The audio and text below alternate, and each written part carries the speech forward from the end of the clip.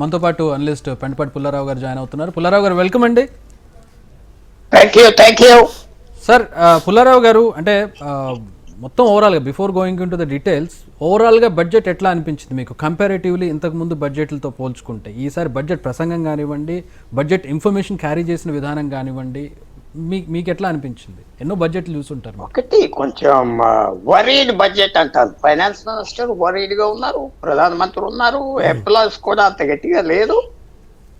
ఎందుకంటే గంటలో 10 నిమిషాల్లో స్పీచ్ అయిపోయింది. అవును, 3 గంటలు స్పీచెస్ ఇచ్చేవారు, గంటకు ఇచ్చేసారు.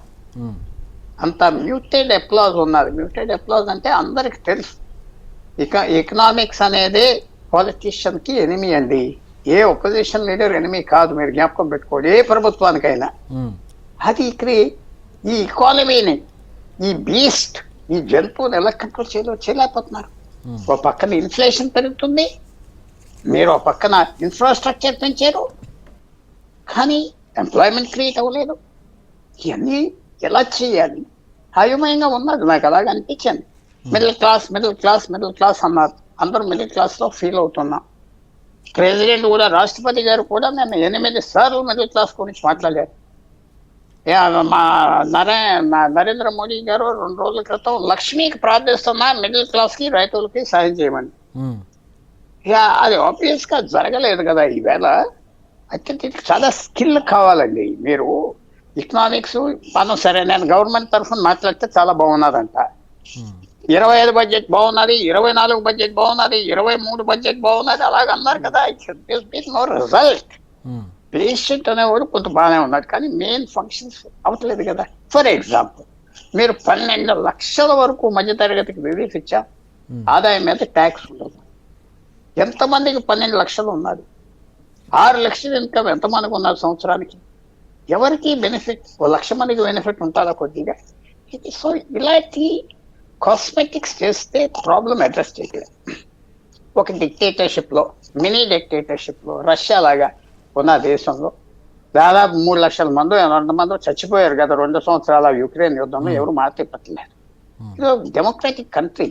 శబ్దాలు వస్తాయి, చాలా శబ్దాలు వస్తాయి.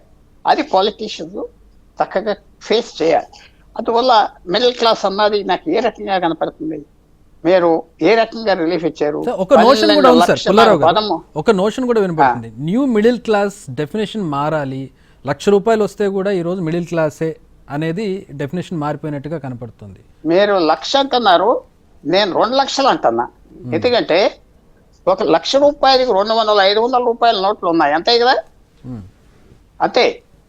₹1,00,000. మీరు ఒక మందుల షాప్ వెళ్ళి ఒక కాఫ్ సిరప్, ఒక జెలసల్ డైజిన్ టాబ్లెట్స్, ఇంకేమన్నా కొనుక్కుంటే ₹500 అయిపోయిందా? ఫినిష్. ఏమి కొన్న ₹500. ఒక ట్రిప్ వేస్తే ఒక ఆటో మీద 100, 200, 300 అవుతున్నాయి స్టేషన్. ఏంటి మీరు 1 లాక్ అంటున్నారు, నేను 1.5 lakhs అంటున్నా. ఇన్కమ్ ఉంటే నువ్వు మధ్య తరగతి పక్కింటోడి దగ్గరికి వెళ్ళి బ్రతకాలకుండా అప్పు కోసం ఏదో దాచుకుని తల దాచుకుని గడిపేస్తావు. ఒక మెడికల్ ఎమర్జెన్సీ రాకుండా ఉంటే, ఒక ఫ్యామిలీ ఎమర్జెన్సీ రాకుండా ఉంటే, ఒక ఫెయిలియర్ ఫ్యామిలీలో లేకపోతే ఇవన్నీ ఎలా ఉన్నాయి? అడ్రస్ చేయాలి. ఆ చేయటం లేదు. క్యాపిటల్ ఇన్వెస్ట్మెంట్ చేస్తున్నామంటున్నారు. క్యాపిటల్ ఇన్వెస్ట్మెంట్ మంచిది. ఎవరు ఉన్నారు? 6 లేన్ రోడ్లు పెడతారా ఒక చోట? గంటకి కార్లు 50 కార్లు కూడా లేవు. గంటకి హిమాచల్లో, మహారాష్ట్రలో అక్కడక్కడ ఊరికనే ఇన్వెస్ట్మెంట్ చేస్తున్నారు. దేనికి? ఇక్కడికి వచ్చా మీకు ఇదంతా చెప్తాను. గంటల 3 పాయింట్స్ చెప్తాను సార్, వినండి. 12 లక్షలు ఇది. It is not correct. It not honest గా లేరు ప్రజలతో. ఏదో చేసామని చాలా తప్పుడుగా చెప్పారు. రెండోది, 2015 జూన్లో అరుణ్ జైట్లీ ఫైనాన్స్ మినిస్టర్, నరేంద్ర మోడీ ప్రధానమంత్రి. అప్పుడు వడ్డీ పెంచకూడదు డిపాజిట్స్ మీద, స్మాల్ డిపాజిట్స్ మీద అని 1%, 2% తగ్గించేశారు. 10 సంవత్సరాల్లో ఒక మనిషికి ₹2,00,000 ఫిక్స్డ్ డిపాజిట్స్ ఉంటే ₹1,00,000 ఆదాయం పోయింది. వాడి 2 లక్షలు పోయింది. ఆ ₹2,00,000 మీకు బ్యాంకులో 2015 నుంచి ఉంటే ఈవేళ దాదాపు అది 0 అయిపోయింది. ఎందుకంటే వాల్యూ పోయింది ఇన్ఫ్లేషన్ ద్వారా. అయ్యేవి అడ్రస్ చేయలేదే. అడ్రస్ చేస్తే బాగుంటుంది కదా. అది అడ్రస్ చేయలేదు. మధ్యతరగతి వాళ్ళకి ఏం చేయాలి, ఎలా చేయాలి? వాళ్ళు కొనే 10 సామాన్లు నెలకి ఎక్కువగా 20 సామాన్లు ఏది తగ్గిస్తే బాగుంటుంది? ఒకటి, ధర పెరుగుదల ఎలా కంట్రోల్, ఏ ట్యాక్సెస్ తగ్గిద్దాం, అదేం లేదు, అదేం లేదు. రెండు, మూడో పాయింట్ కూడా ఇంకోటి, మనం ఏది ఆలోచించినా ఇతర దేశాల మీద ఇలాగున్నది బాగున్నది ఇది పని జరగదు. సేవింగ్స్ తగ్గిపోయినాయి, ఇన్కమ్ పెరిగిన తర్వాత మన దేశంలో వ్యవసాయం, మీరు ఎంప్లాయ్మెంట్ గురించి చెప్పారు మిత్రులు, విన్నాను. వ్యవసాయం 40% జనం ఇంకా వ్యవసాయం మీద ఆధారపడి ఉన్నారు. క్విక్కెస్ట్ ఎంప్లాయ్మెంట్ ఎక్కడ పెరుగుతుంది? వ్యవసాయంలో క్విక్కెస్ట్. మీరు గవర్నమెంట్ 1 కోటి రూపాయలు ఒక పర్టిక్యులర్ వ్యవసాయం ఒక పొలం మీద ఇన్వెస్ట్ చేస్తే ఇమీడియట్గా ఎంప్లాయ్మెంట్ 100 మందికి వస్తారు. అది ఎక్కడే వెళ్ళలేదే, ఒక్క నోవెల్ ఐడియా రాలేదే. వ్యవసాయంలో 40% జనం ఉన్న చోట ఏం ఎంఫసిస్ లేదే, ఏం ఎంఫసిస్ లేదు, ఏమి లేదు.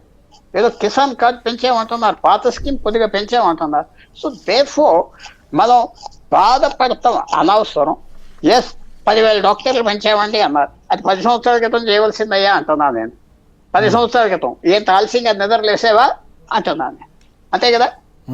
అలాగా. సో బడ్జెట్కి వచ్చిన తర్వాత ఇంకో మాట కూడా ఏంటంటే, ఆ స్కిల్ ఉండాలి. మేకింగ్ ద బడ్జెట్ ఎకనామిక్స్ చాలా సింపుల్ ఫీల్డ్గా చూసుకుంటున్నారు అందరూ. అరుణ్ జైట్లీ ఏమన్నాడంటే, ఫస్ట్ ఫైనాన్స్ మినిస్టర్ మోడీ కింద, ఏమన్నాడయ్యా, నేను లాయర్ కదా, 100 సబ్జెక్ట్స్ వస్తాయి, ఫైల్ తెస్తారు, చదువుతా, ఎవరో ఎక్స్ప్లెయిన్ చేస్తారు, జూనియర్స్, వెళ్తానంటున్నా. అంతేదా? మన్మోహన్ సింగ్ అంటూ లేకపోయినా, మన్మోహన్ సింగ్ సక్సెస్ అవ్వాడంటే కామన్ సెన్స్, ఎకనామిక్స్ నాలెడ్జ్. ఎంతో మంది ఉన్నారు ఈ దేశంలో, ఎవరు కనపడట్లేదు. సో దేర్ఫోర్ భారతదేశం ఏదో మనకి $1 ట్రిలియన్ ఇన్కమ్స్ పెరిగిపోతాయంటే నేను ఒప్పుకోవట్లేదు. తర్వాత ఇంకో జోక్ కూడా ఉన్నది. 450 కోట్లు ఆర్టిఫిషియల్ ఇంటెలిజెన్స్కి ఇన్వెస్ట్ చేస్తున్నారని చెప్పారు కదా. అమెరికా $500 బిలియన్ ఇన్వెస్ట్ చేస్తాను అంటే దీనికి ఒక 50,000 రెట్టింపు. ఊరికి ఇలాంటి స్కీమ్స్ గవర్నమెంట్ ఆఫ్ ఇండియా చేస్తారు. మన ఇండస్ట్రీస్ ఎందుకు ఇన్వెస్ట్ చేయట్లేదు? బోల్డ్ సేవింగ్స్ ఉన్నాయి. ఒక పెద్ద 50 కంపెనీల దగ్గర లక్షల కోట్లు ఇన్వెస్ట్ చేయట్లేదే. ఎందుకంటే అన్సర్టన్గా ఉన్నది కంట్రీ, అన్సర్టనిటీ ఇవన్నీ ఉన్నాయి. మనం సరి చేస్తారంటే ఫస్ట్ మిడిల్ క్లాస్కి ఏదో హెల్ప్ చేస్తారనుకున్నా. I'm disappointed. మీరే చెప్పండి, సరదాగా అడుగుతున్నా. 18 లక్షల ఇన్కమ్ అంటే మనం మిడిల్ క్లాస్ అనుకుంటున్నాం. సంవత్సరానికి 3 పిల్లలు పనిచేస్తారా, ఏదో చేసుకుంటున్నారని. ఏం బెనిఫిట్ వస్తుంది దీనివల్ల?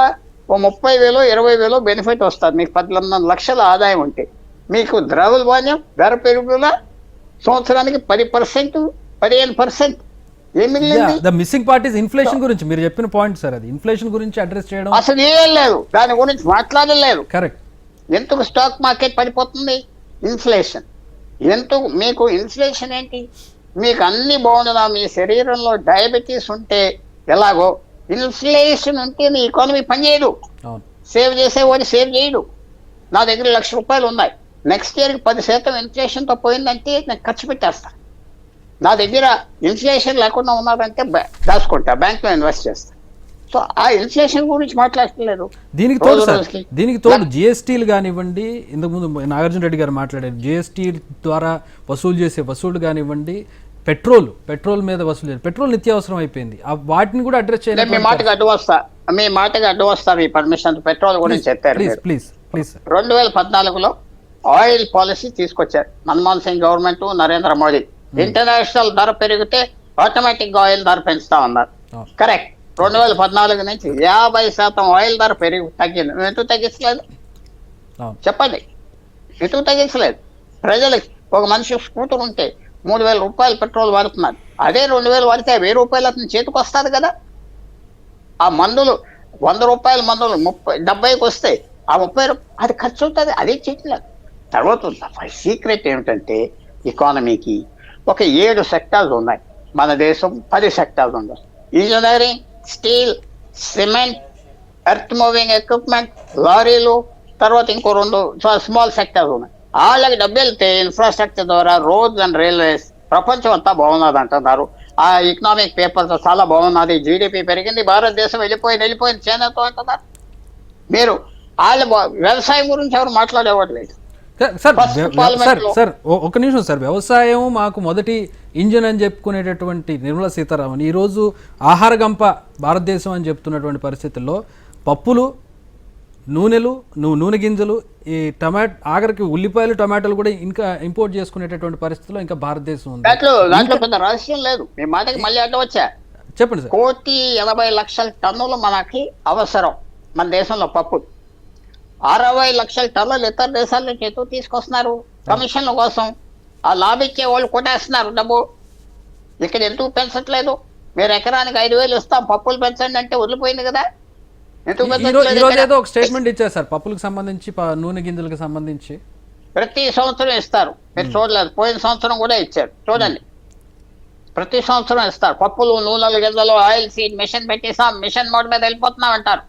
ఉమ్, సాయంకాలానికి గవర్నమెంట్ స్పోక్స్ మరి మర్చిపోతారు, కంప్లీట్ గా మర్చిపోతారు. ఇప్పుడు వచ్చింది ఏమిటంటే, మార్గులో సవాలు ఉండిన హాస్పిటల్లో ఎవరో జ్ఞాపకం ఉంటుంది.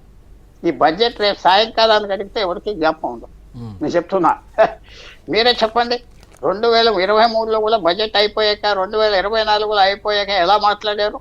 అసలు ఇంకా అద్భుతం అయిపోయింది. ఉద్యోగాలు వచ్చేసినాయి, ఇంటర్న్షిప్ పెట్టేసామన్నారు. 2 లక్షల మందికి 5 లక్షల మంది జ్ఞాపకం ఉన్నదా? ఇంటర్న్షిప్ అవును. పెద్ద కంపెనీలతో. అవును.